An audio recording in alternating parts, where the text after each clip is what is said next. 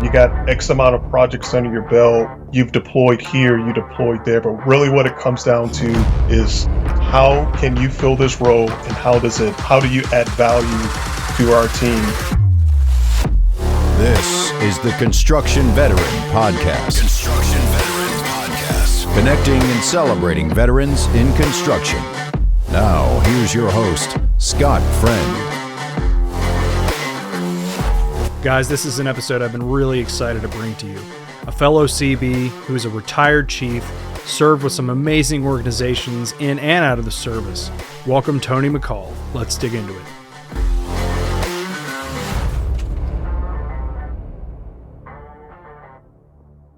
Hey, Tony, what's going on, man? Hey, how's it going, Scott?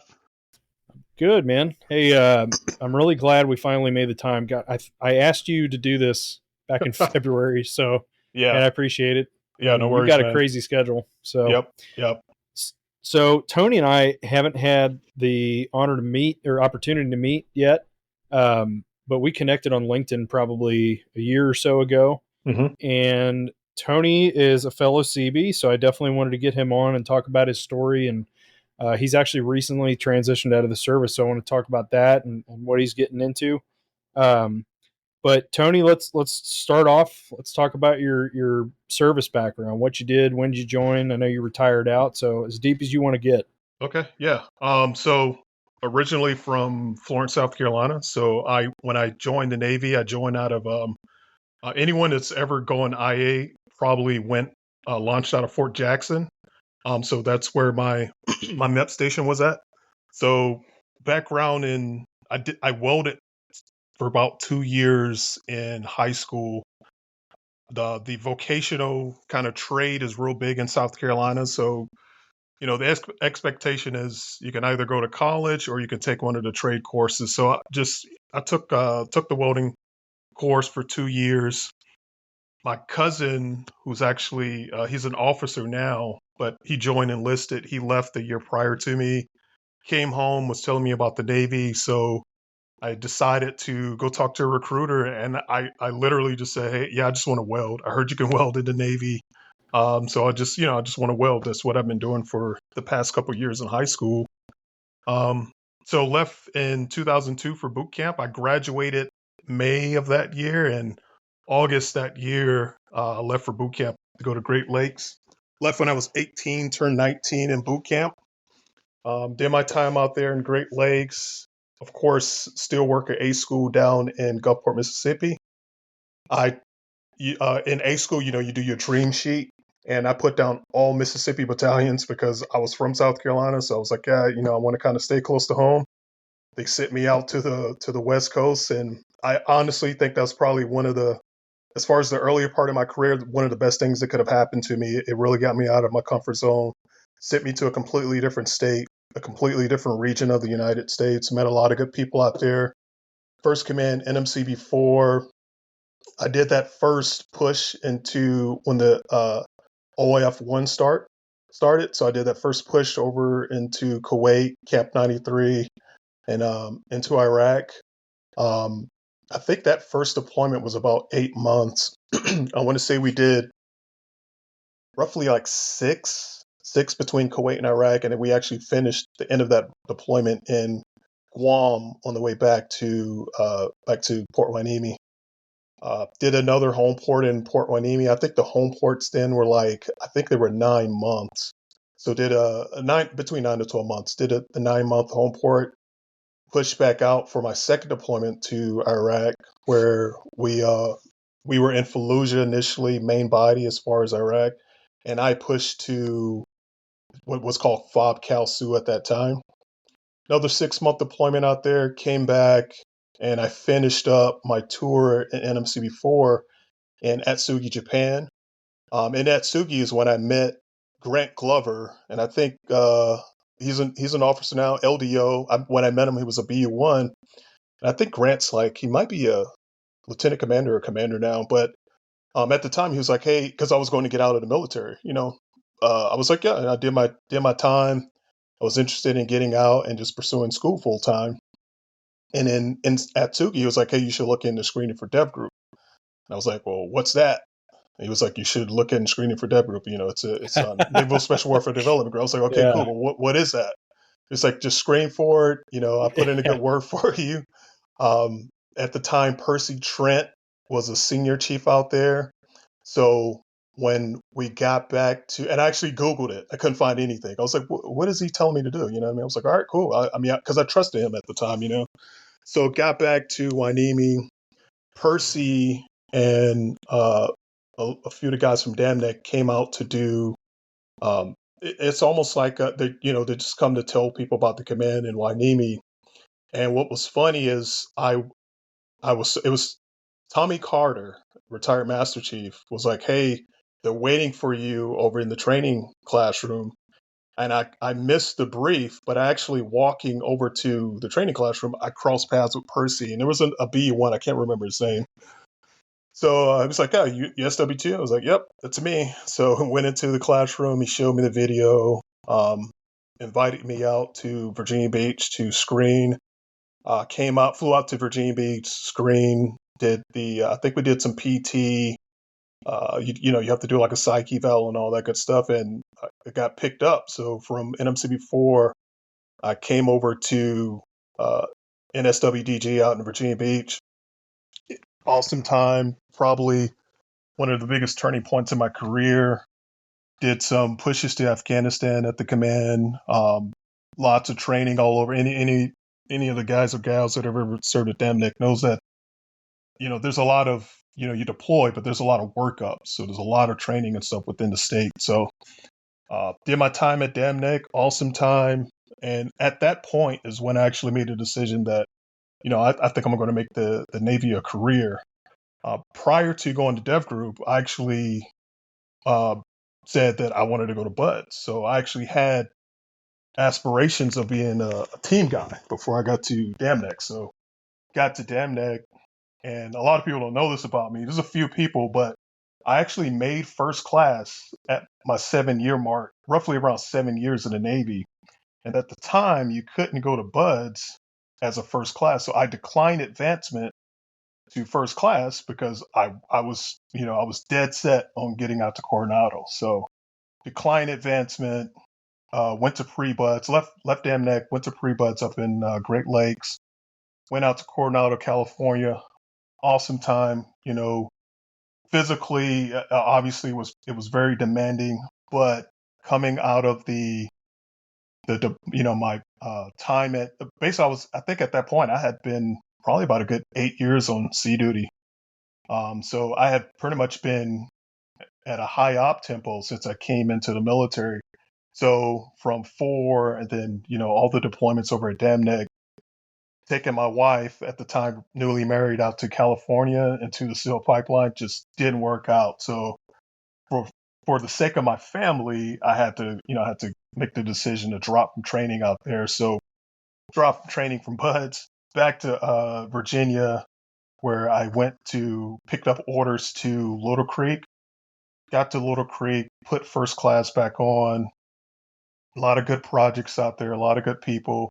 And I think you were Det DC at the time, which we didn't know, obviously, but Yeah. yeah. And I was down at Little Creek, and I think I mentioned to you when Hurricane Sandy kicked off, we launched from here over at Little Creek, and we went up to, I think it was a Coast Guard base. I can't remember what it was, but like clean up, chainsaw, taking down trees, clearing stuff out, and we pulled back into DC, and we finished I think we convoy. Yeah, actually we convoyed on the way back down to Little Creek.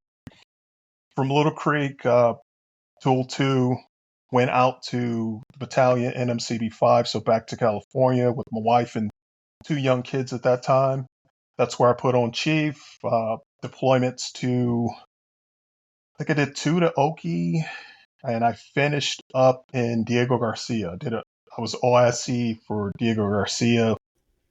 Came back from that deployment, went out to Annapolis to the U.S. Naval Academy for it was actually a UT billet, and what was his name? Ryan. I forgot his last name. He was the detailer at the time. He was like, "Hey, I have this billet to U.S. Naval Academy. It's a facilities billet. It's a UT billet, but I don't have any UTs right now to take this slot. Are you willing to go out to Annapolis?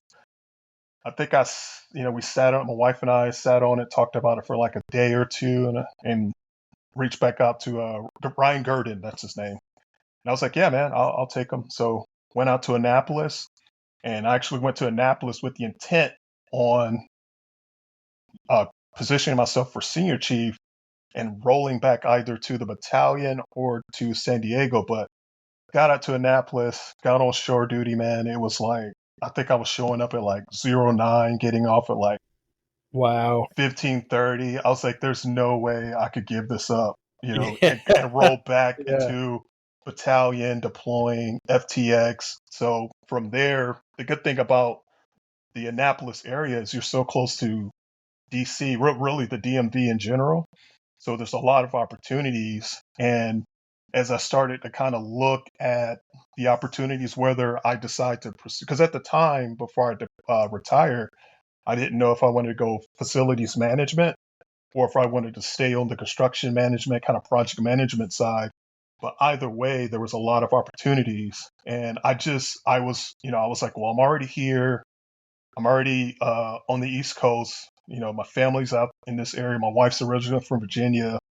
I think it's a good time for me. And the thought of going back to the battalion, I was no longer motivated. So that told me, like, yeah, it's time to call it at 20 years. So retired out of the Naval Academy. Did a skill bridge with the firm up in Baltimore, and retired out and took a role as a construction manager back down in Virginia Beach. So, and that's where I'm at now, back in Virginia Beach. Man, what an awesome adventure you had, dude. Yeah. I gotta ask too. So you said you got used to that lifestyle. hmm How was it when you went from Dam Neck back to the battalion too? Because that's an extremely different op tempo and lifestyle as well. Yeah. It was a tough transition, mainly actually it was from Dam Neck to 202.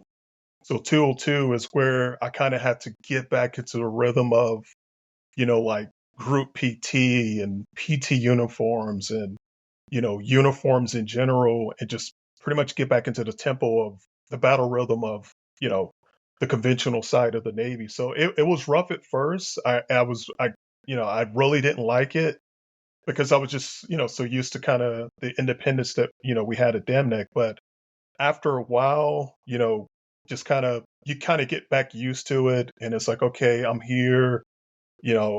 That's behind me now. It's time to look forward towards making first class and put it on chief. So time to shift focus and kind of nail it down and fall back in line and get back within the standards that's required on this side of Dam Neck. So, but yeah, it was definitely a transition.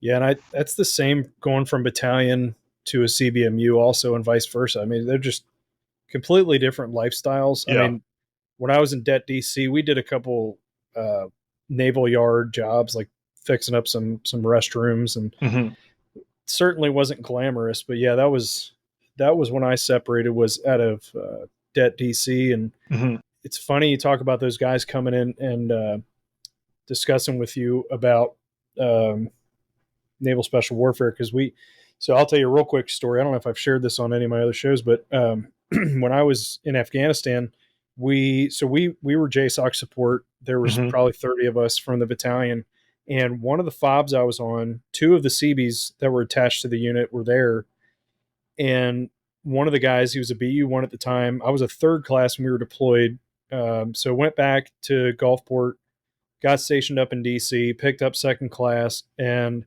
this guy comes into the command, and I'm like, "Hey, dude! Like, man, I haven't seen this guy in like a year. Like, he's clean shaven, Uh-huh. like barely recognized him. He's like, "Hey, man, what's going on?" And we're chit chatting. I had just submitted my paperwork to separate. I got a year Oh. early out. My chief was not happy because I was a good sailor, man. I hmm never messed up. I never got in trouble.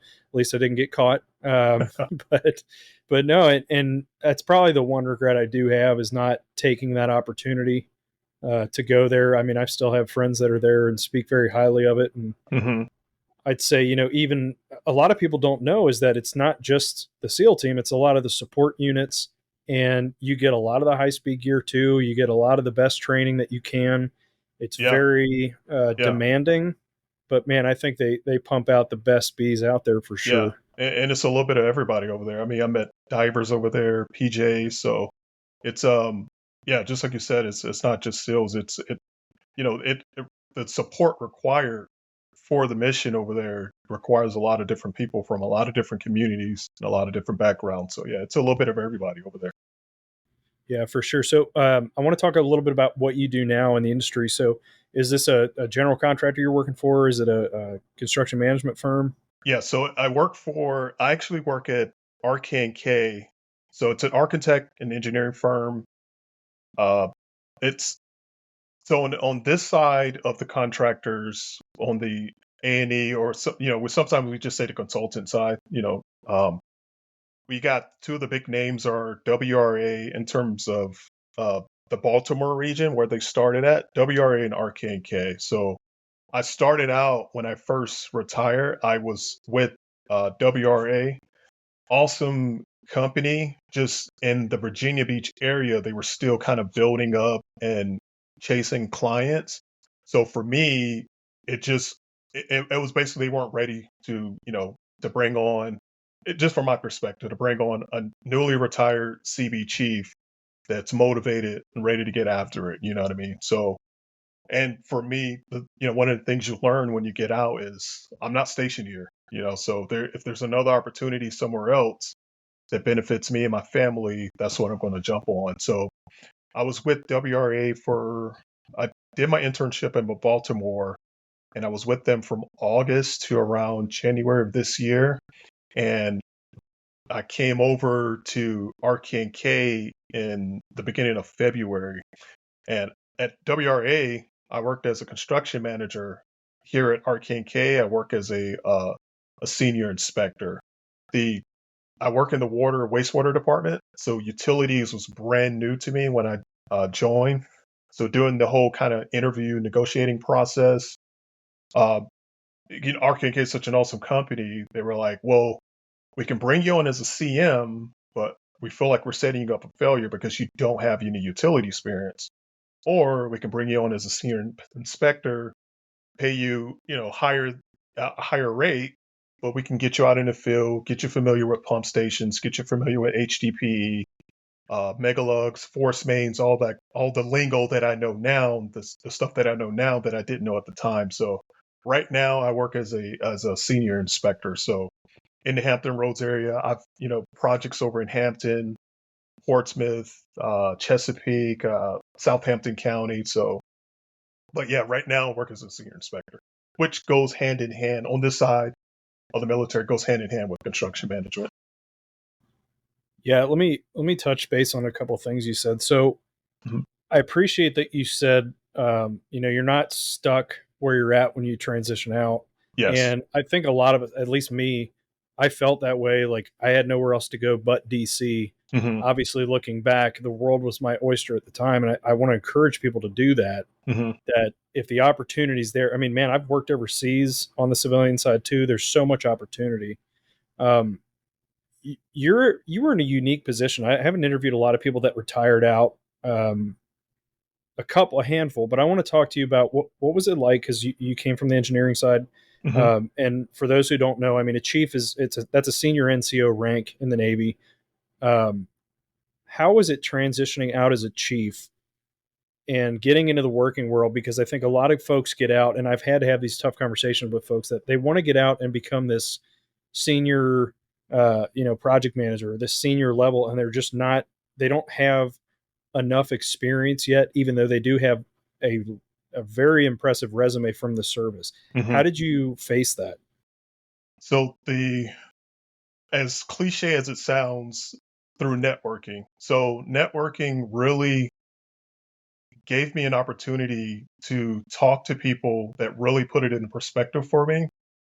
Between that and, man, I will say, I tell people all the time that I started my transition like 24 months out. So I was like literally studying job descriptions and just reading through it and looking at what I had done in the military and looking at what the civilian sector was looking for, and just just kind of it put things into perspective for me. Um, and one thing I learned about the civilian sector is they stick to whatever that job description is. It's like, okay, cool, you got X amount of projects under your belt, you've deployed here, you deployed there, but really what it comes down to is how can you fill this role, and how do you add value to our team via this role? So they'll acknowledge your your military service and all that, but it's how do you fit in this role. And when it comes to you starting on Monday at 8 o'clock, are you going to be ready to go? Um, can you execute? Because it's all about money. You know what I mean? It's all about you being billable versus non-billable. You know what I mean? It's all about Yeah. taking care of the clients and all that. The good thing about retiring, for at least for me, retiring as a chief, is the pace and what you have on your plate as a Navy chief are just is it's like unheard of on this side. You know what I mean? For me, just at the Naval Academy, I mean, I was facilities, I was semio, I had 4 civilians that worked for me in the department. I was, in facilities, I was the liaison between the commandant of the midshipmen and the NAVFAC there. So from that perspective, you realize that you're well prepared to get on this side of the fence and pretty much take on whatever they throw your way. So me personally, I guess it's just me, but the stress level is significantly lower on this side, despite being on the project and verifying that the contractor's doing what they're supposed to do. I don't have any troops. I don't have to do any evals. I don't have to get off. I don't have to leave the job site at the end of the day and they'll knock out, 10 midterms. It's my job is a senior inspector. Here's the contract. Here are the specifications. Here are the drawings. Take care of it, make it happen. It's a pretty independent job, but um, I can see how people will come out and as a chief and look to transition into a senior project management role, or in some cases maybe look at targeting a vice president role. That's just not how it works. Yeah. But it's best to talk to people and allow them to help you manage your expectations, because at the end of the day, there's still a roadmap. So where you're looking at now probably doesn't work for you now. Maybe it works 4 to 5 years from now. But between the time you get out and that point you do select, I don't know, maybe you do hit that senior project management role. There's a lot of stuff in between that you're going to need to learn. You're going to need to learn the culture. You're going to need to learn who the clients are, because sometimes there's exact same people every single time and they have expectations. You're going to need to learn the people, um, just how things work, and you it's kind of like in the Navy, especially in the battalion. You can't really explain it, but after you've been there for a little bit, you just kind of get into the flow of things. You know how things work. You know how the deployment cycle feels. You know how coming off deployment feels. It's the same thing out here in the civilian sector, but it's best to keep an open mind and make sure you talk to as many people as possible so you know what you're getting into. Yeah, I think you hit the nail on the head with the realistic expectations, because I think there are a lot of these folks that they consider themselves like transition experts Hmm. that will beef people up to think, yeah, you did 20 years in, you're a vice president. But Hmm. I think there's a mutual contact of ours. I'll leave his name unnamed right now, but he retired out as well, and he was humble enough to take an assistant position. Hmm. I mean, he retired after 20 years, but because he knew, hey, I've got all this experience. I might be working around guys in their late 20s, but he has all this experience behind him, and he's going to climb the ranks pretty fast. Yes, exactly. Um, and I think folks need to hear that. Like, hey, man, I, I I've had these discussions with chiefs, um, master sergeants at recruiting fairs, and it kills me because I know in their position, I mean, this is a top dog, right? Hmm. Chiefs run the Navy. We know that. Hmm. And it's very difficult to look that guy in the face and say, hey, you're not going to fill that role of this senior, what have you. However, if you're humble enough to take a more junior role, you're going to climb the ranks. And I think that's more of a pride thing most people Yeah, need to get over. absolutely. Absolutely. I mean, you're already making decent cash retiring out, having that Hmm. paycheck monthly from that. So it's not a money thing. The money will come. I mean, the Yeah. money's in this industry for sure. Um, I do. So one point I'll disagree with you on, only because I'm a superintendent. Hmm. If you do transition out, I can assure you, it's not less stressful on the superintendent side. it, Which is it true is. because It's I insane.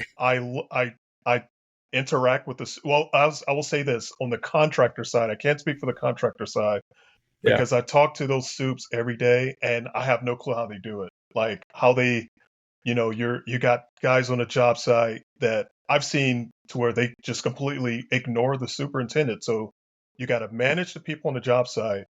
You got to manage the expectations from the general superintendents as well as the owners, us on the consultant side who represent the client. So yeah, I would agree absolutely. I do think it's such a good transition though for guys that have been in our position, Hmm. to go into that role. I mean, I will preach till the day I die that I think guys coming out of any kind of engineering in the service, whether it be Corps of Engineers, CBs, what have you, the transition, at least from the enlisted side into the field, some sort Hmm. of a field management position is so perfect because it's what we're used to. I mean, I've told the people I work with before that this feels like the team that I was downrange with. So let me ask this: what do you think is your biggest takeaway from the service that you use now in the role you're in?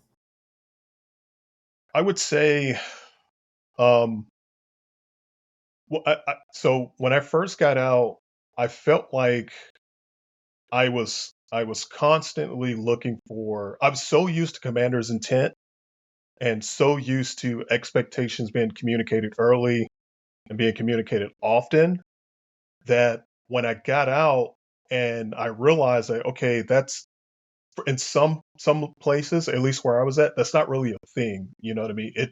It varies. It varies by who our client is. It varies by project.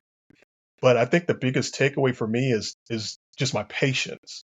I don't get flustered throughout the day. Um, I try to, and I'm from the chief in me is humble enough to where I'll ask 1,000 questions.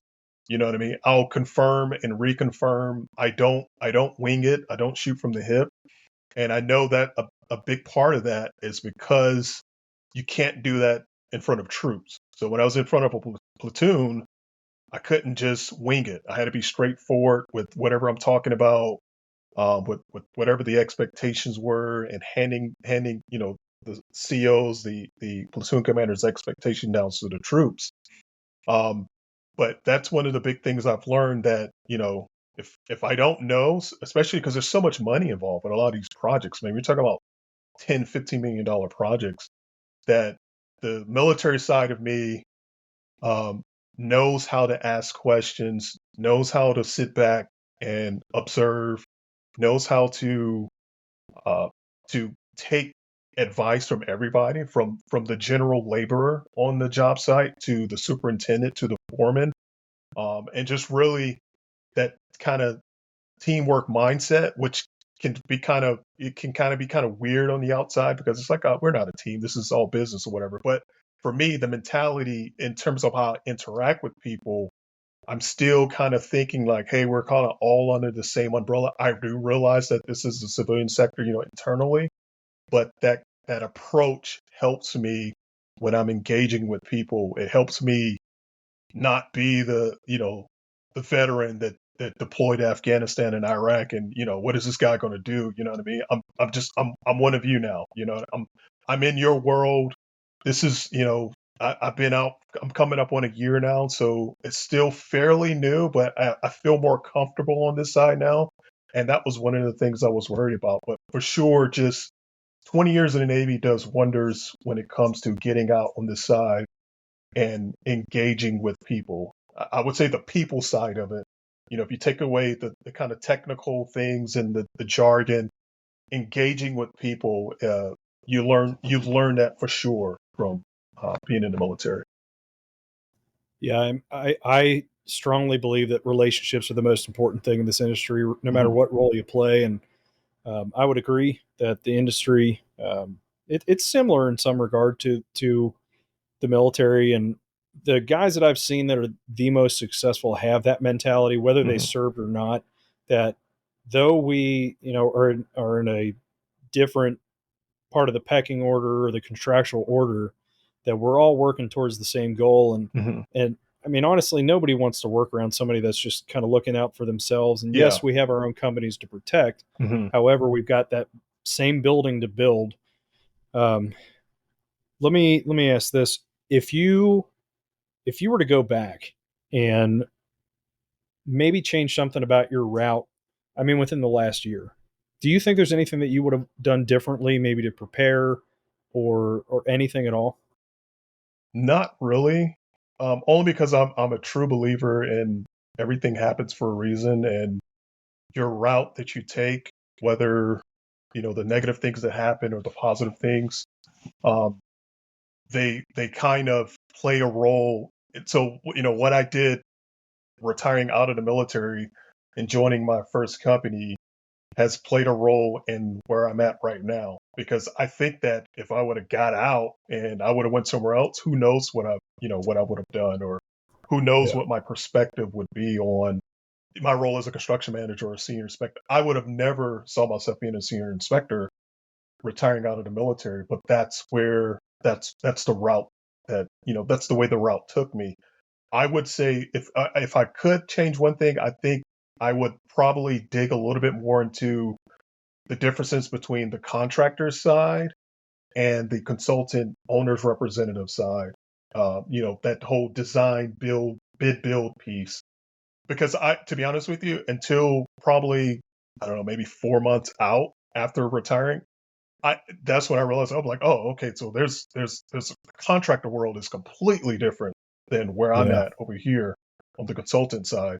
And being on the job site, which is why I love it now, the job site with the contractor that I work with out there, the crew, the foreman, and all that, it reminds me of the CB. So that is, I actually, I can relate to those guys out there. And I think that's why I have a good relationship, even though I'm the inspector out there representing the owner. When I'm speaking to them, I get it because I've been there. I've been the crew leader putting rebar in the ground. I've been out there as a project supervisor. So I kind of speak, I know what they're going through. It's hot, you know what I mean? We're sweating. We got to take a quick break, all that good stuff. Even though I'm out there, I'm clean. I got my iPad, just kind of taking notes, taking pictures and stuff like that. But I think it all goes back to relationships. But I think, yeah, if I could go back, if I could have really dove a little deeper in the difference between the contractor side and kind of the consultant, architect, engineering firm side. Yeah, that's good, and I appreciate you sharing that too. Because I mean, it took me a little bit to figure out the industry as well. Because we're trained, at least in the bees, it's mostly like residential type code, I would say, and stick Yeah. framing and that kind of Hmm. stuff. And so the commercial world is completely different. But I've had that experience too. So I'm glad to hear you say that. Where it opens a lot of doors with Hmm. guys when they know that, hey, I've been there up to my knees in mud. Hmm. I understand how hard this is. It sucks, but we're here together. And I'm able to kind of rally the troops. And I'm not just some guy with no experience that came out with a degree and trying to tell them what to do. And Hmm. that, I don't want to take away anything from people that have had that path by any means, but it takes a little longer when you take that path to really gain the trust and respect of your team. I want to ask you too, can you talk a little bit about the Honor Foundation? Because I know you went through the program. Hmm. For folks who don't know what that is, let's talk about what they do, who they serve. Yeah. So the Honor Foundation was started as basically a route for individuals on the naval special warfare side. Well, really the spec force side, military wide. If I remember correctly, it was kind of like this opportunity to connect high speed, high performing people with individuals in the civilian sector that could use that could use a person that has been, type A, redlining it for like the past 10 years to transition over and kind of go from military through the Honor Foundation and right over into a company that could really use that. The Honor Foundation is it. The way I was able to apply and get accepted is because I have a naval special warfare background.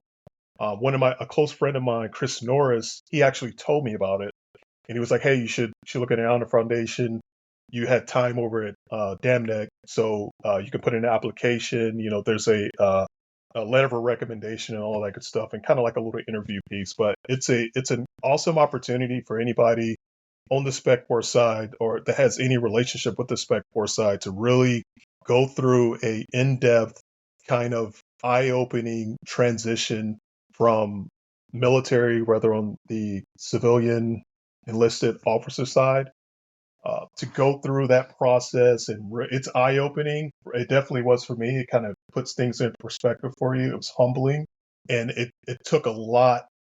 It takes a lot of effort to get through that entire process, but it's good for sure.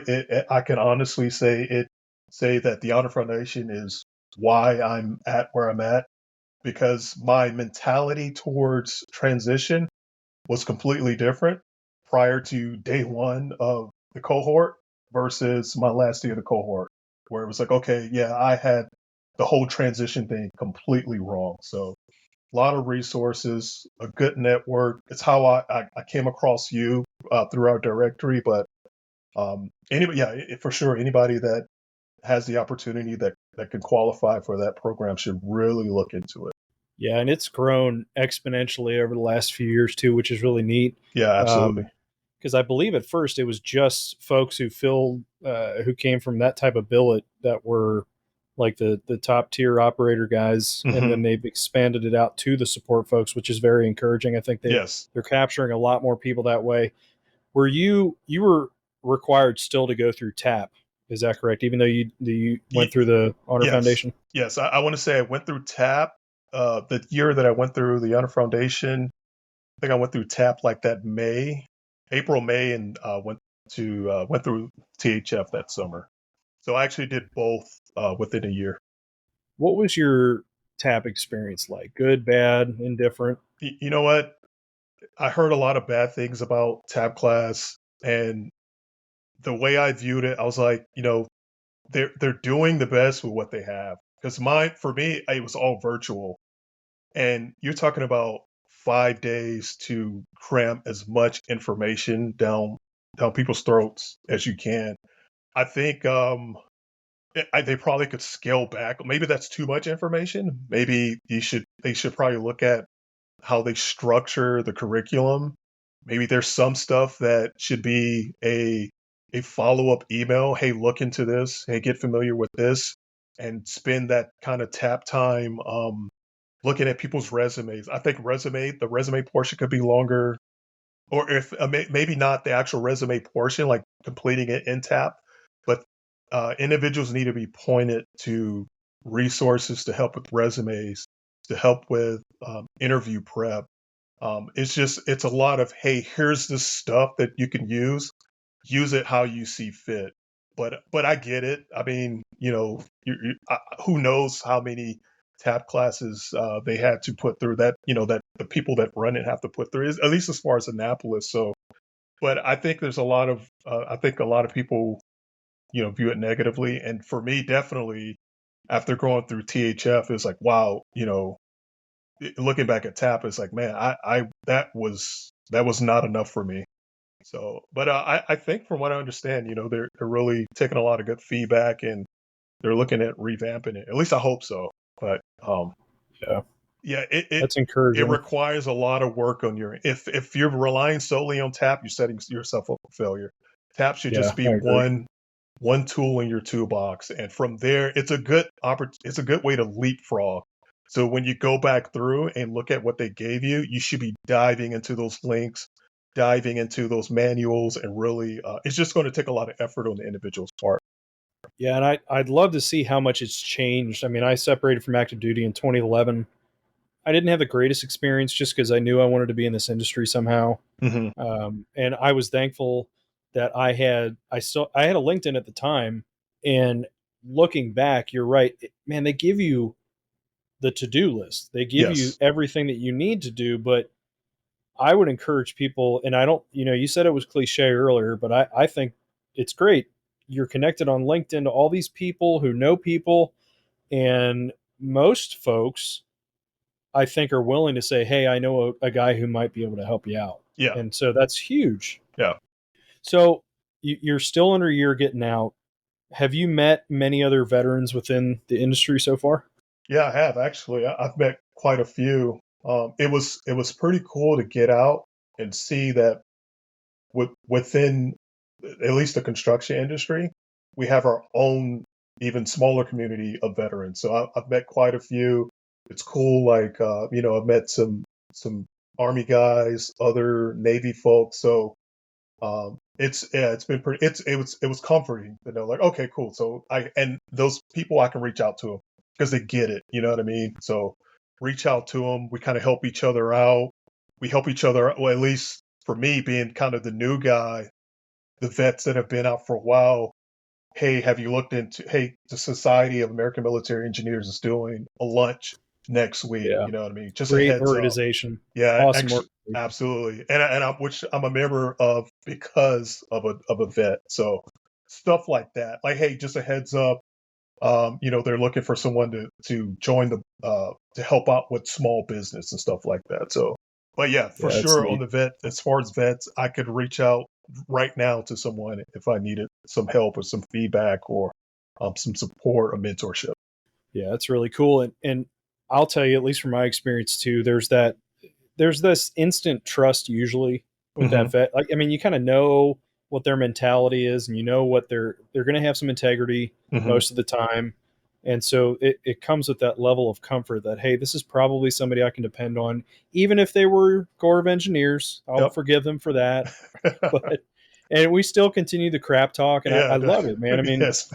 I've talked with clients that these are guys, I'm on the general contractor side, Hmm. and we'll have clients that served, and it's like, hey, here's this high net worth individual, but all of a sudden you're chatting like old buddies because, oh, you Hmm. served with there, and oh, I know this guy, and Yep. it's Yep. just really neat, and that opens even more doors. So that's Hmm. really neat.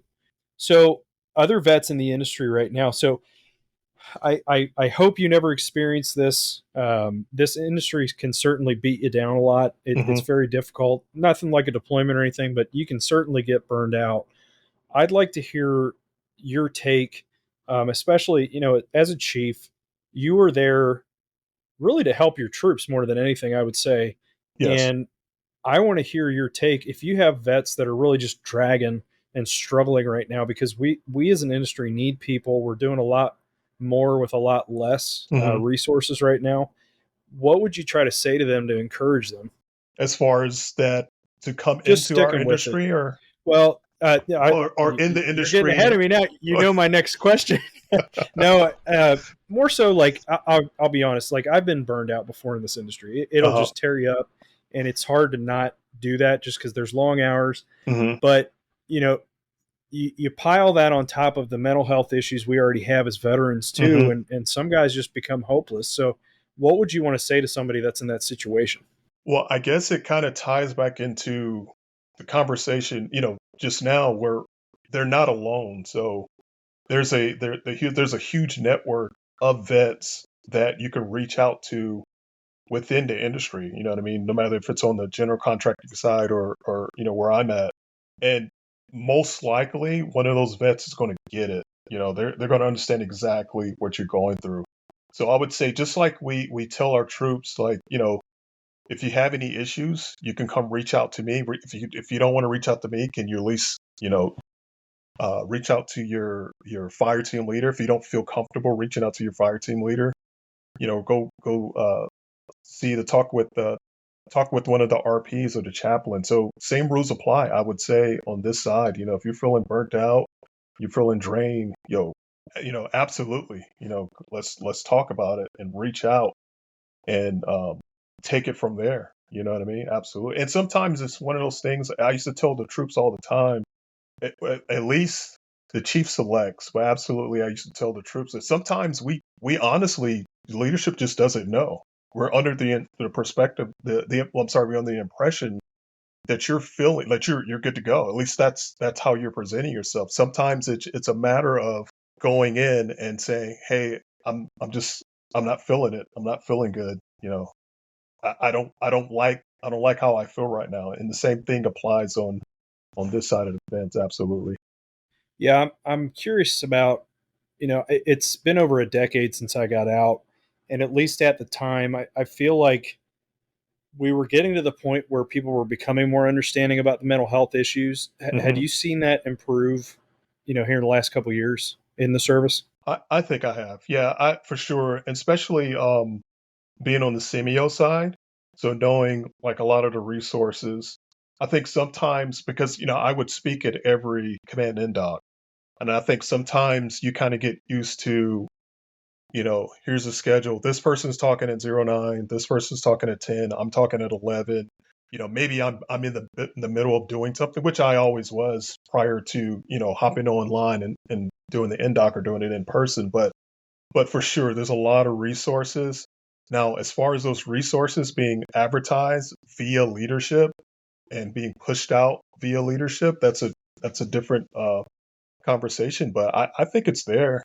I think I don't think we've reached a point where we especially if you've been in for a while, where we can kind of pivot and realize that sometimes it's not a matter of saying it, because a lot of people are on their phones, and a lot of people, they don't communicate verbally as much as like maybe we used to. They're not looking at the flyers that are hanging up. But I think if you can get past that barrier and realize that you maybe have to just communicate it to them differently, or really convincing them and showing that you actually do care.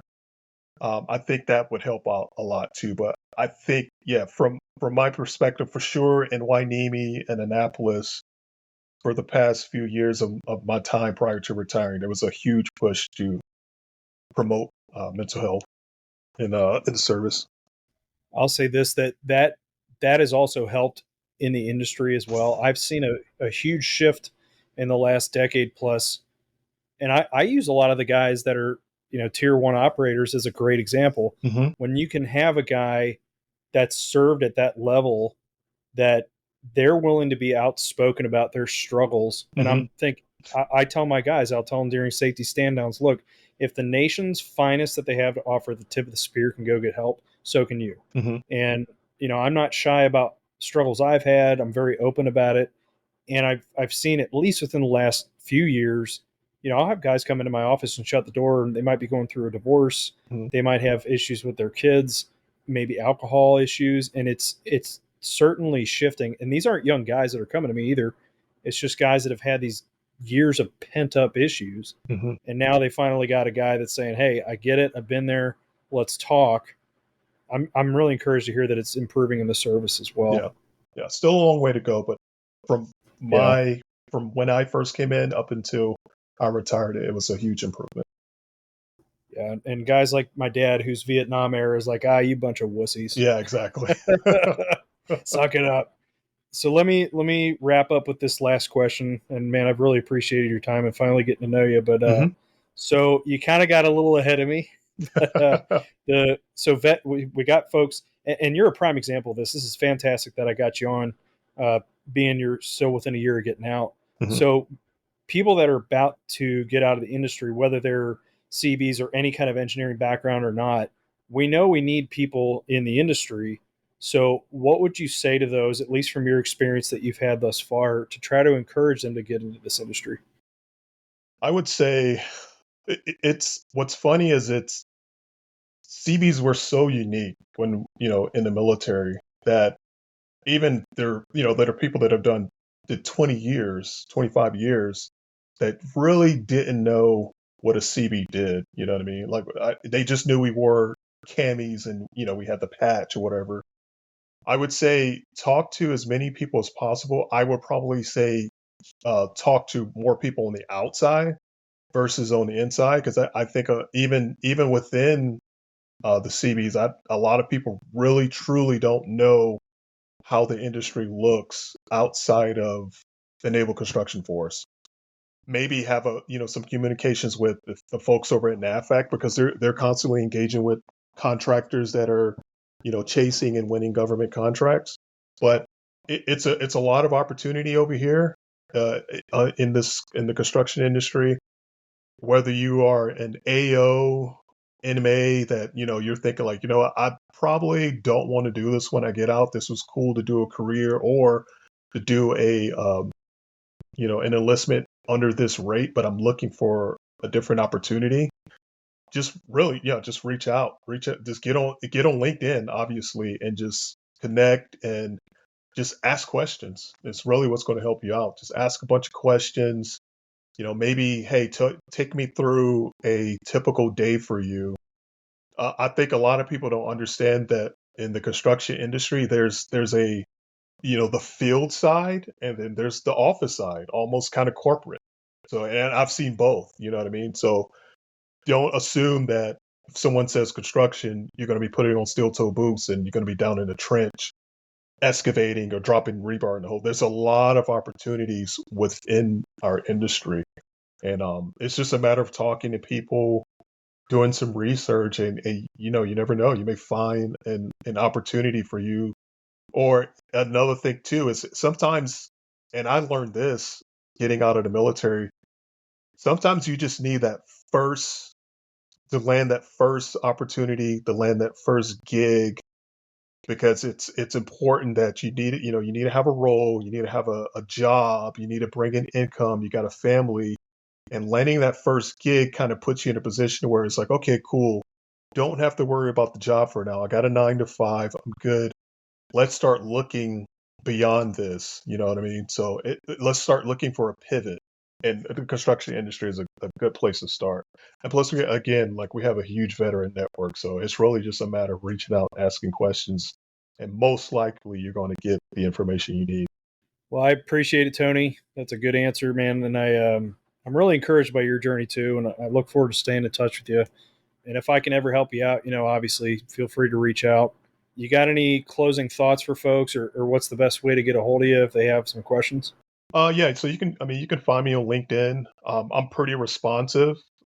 So yeah, shoot me a message on LinkedIn, and just do as much research as you can prior to separating, prior to retiring. And I get it. It really is based on whatever command you're at. I just was lucky enough to go to finish out at the Naval Academy, which was very supportive of individuals that were looking to get out of the military. So, I had it wasn't nothing for me to, say, hey, can I go take a couple hours to go talk to someone, or hey, I'm looking to take a 5-month skill bridge, and they approved it, But it's going to take a lot of research on your part. There are thousands of people that have done it before you. There's no point in trying to do it yourself. Just reach out, ask questions, take notes. I would say listen more than you speak, and just try to network with as many people as you can. Again, it sounds cliche because everyone says it, but it is so important to just network and talk and just have conversations with people, and informational interviews, and just study and learn as much as you can about what you're getting into, and just know you got a support system. There are literally hundreds of people on just LinkedIn alone that just want to see you succeed. It's just a matter of reaching out to those people and listening to what they have to say. So I love that, man. Tony, again, thank you. And my hat's off to you for sticking with it for 20 years. Thanks again, man, for your time. And I look forward to chatting with you again soon. all right, brother. Thanks for having me, Scott. Yes, sir. All right, man. Have a good one. If you're a military veteran in the construction industry, or you're in the construction industry and support our military vets, and you'd like to be a guest on the podcast, you can find me at constructionvetpodcast@gmail.com, or send me a message on LinkedIn. You can find me there at Scott Friend. Let's share the stories and motivate others.